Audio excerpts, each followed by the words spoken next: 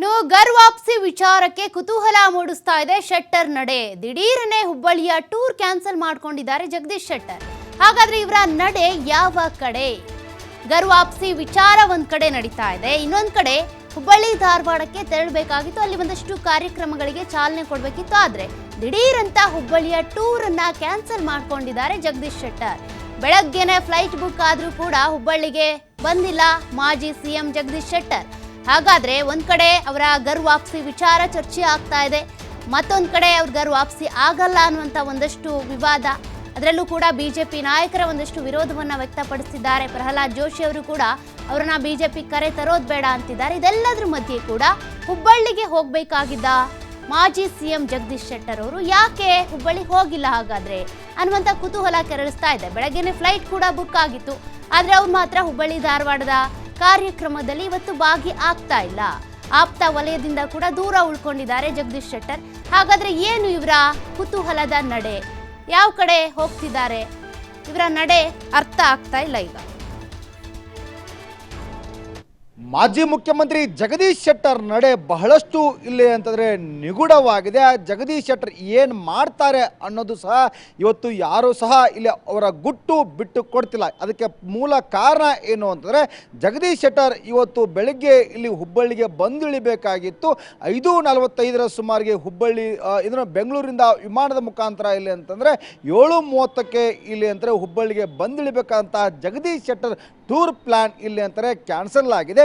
ಹೀಗಾಗಿ ಇನ್ನೊಂದು ಕಡೆ ಅಂತಾರೆ ಜಗದೀಶ್ ಶೆಟ್ಟರ್ ಎಲ್ಲಿಯೂ ಸಹ ಇವತ್ತು ಬಹಿರಂಗವಾಗಿ ಕಾಣಿಸ್ಕೊಳ್ತಿಲ್ಲ.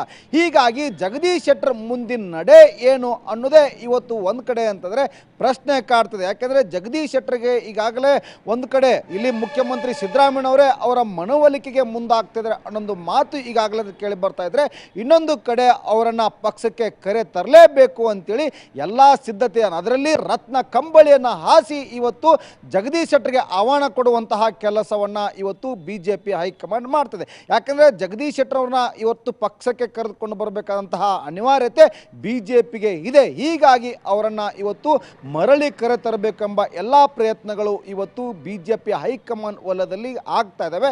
ಇದರ ನಡುವೆ ಇವತ್ತು ಜಗದೀಶ್ ಶೆಟ್ಟರ್ ಎಲ್ಲಿಯೂ ಸಹಿತ ಬಹಿರಂಗವಾಗಿ ಕಾಣಿಸ್ಕೊಳ್ತಲ್ಲ.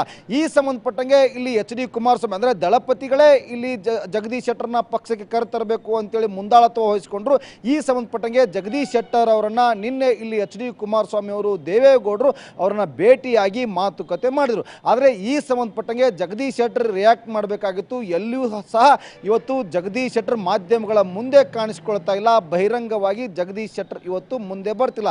ಅದಕ್ಕೆ ಮೂಲ ಕಾರಣ ಏನು ಅಂತಂದರೆ ಜಗದೀಶ್ ಶೆಟ್ಟರ್ ಇವತ್ತು ಕಾಂಗ್ರೆಸ್ ಮೇಲೆ ಮುನಿಸ್ಕೊಂಡ್ರ ಅನ್ನೋದು ಸಹ ಇಲ್ಲಿ ಅಂತಂದರೆ ಪ್ರಶ್ನೆ ಕಾಡ್ತದೆ. ಯಾಕೆಂದರೆ ಒಂದು ಕಡೆ ಜಗದೀಶ್ ಶೆಟ್ಟರ್ ಬಹಳಷ್ಟು ಬೇಡಿಕೆಯನ್ನು ಇಟ್ಟುಕೊಂಡು ಇವತ್ತು ಕಾಂಗ್ರೆಸ್ಗೆ ಸೇರ್ಪಡೆ ಆದರೂ ಆ ಬೇಡಿಕೆಗಳು ಇವತ್ತು ಕಾಂಗ್ರೆಸ್ ಪಕ್ಷದಲ್ಲಿ ಈಡೇರಿಲ್ಲ ಅನ್ನೋ ಮಾತುಗಳು ಸಹ ಇವತ್ತು ಕೇಳಿ ಬರ್ತಾ ಇದ್ದಾವೆ. ಹೀಗಾಗಿ ಜಗದೀಶ್ ಶೆಟ್ಟರ್ ಮರಳಿ ಇವತ್ತು ಬಿಜೆಪಿಗೆ ಹೋಗ್ತಾರ ಅನ್ನೋದು ಪಕ್ಷ ಇವತ್ತು ಕಾಂಗ್ರೆಸ್ಗೆ ಬಾಯ್ ಹೇಳಿ ಇವತ್ತು ಬಿಜೆಪಿಗೆ ಹಾಯ್ ಹೇಳ್ತಾರ ಅನ್ನೋದು ಸಹ ಇವತ್ತು ಗೊತ್ತಾಗ್ತಾ ಇಲ್ಲ. ಯಾಕಂದರೆ ಇವತ್ತು ಅವರ ಆಪ್ತ ವಲಯ ಇವತ್ತು ಏನು ಜಗದೀಶ್ ಶೆಟ್ಟರ್ ಆಪ್ತ ವಲಯ ಏನಿದೆ ಹುಬ್ಬಳ್ಳಿ ಏನಿದೆ ಅವರು ಸಹ ಇಲ್ಲಿ ಅಂತಂದರೆ ಫುಲ್ ಸೈಲೆಂಟ್ ಆಗಿದ್ದಾರೆ.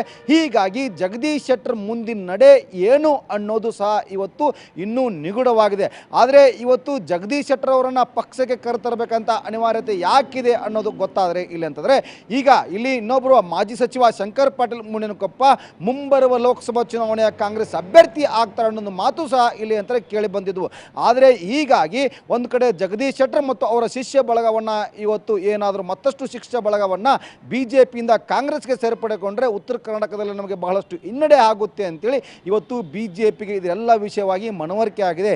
ಇದನ್ನು ಅರ್ಥಂತಹ ಬಿಜೆಪಿ ಇವತ್ತು ಇಲ್ಲಿ ಜಗದೀಶ್ ಶೆಟ್ಟರ್ ಅವರನ್ನೇ ಮರಳಿ ಪಕ್ಷಕ್ಕೆ ಕರೆ ತರಬೇಕು ಅಂತ ಹೇಳಿ ಎಲ್ಲ ರೀತಿಯಂತಹ ಒಂದು ಪ್ಲಾನ್ ಮಾಡಿದೆ. ಆದರೆ ಈ ಸಂಬಂಧಪಟ್ಟಂಗೆ ಜಗದೀಶ್ ಶೆಟ್ಟರ್ ಎಲ್ಲಿಯೂ ಸಹಿತ ಈ ಸಂಬಂಧಪಟ್ಟಂಗೆ ರಿಯಾಕ್ಟ್ ಮಾಡ್ತಿಲ್ಲ. ಜಗದೀಶ್ ಶೆಟ್ಟರ್ ಪಕ್ಷ ಇದು ಕಾಂಗ್ರೆಸ್ನಲ್ಲೇ ಇರ್ತಾರಾ ಅಥವಾ ಬಿಜೆಪಿ ಸೇರ್ತಾರ ಅನ್ನೋದು ಸಹ ಇನ್ನೂ ನಡೆ ಏನಿದೆ ಆ ನಡೆ ಮುಂದೆ ಇವತ್ತು ಪ್ರಶ್ನೆ ಆಗೇ ಉಳಿದಿದೆ.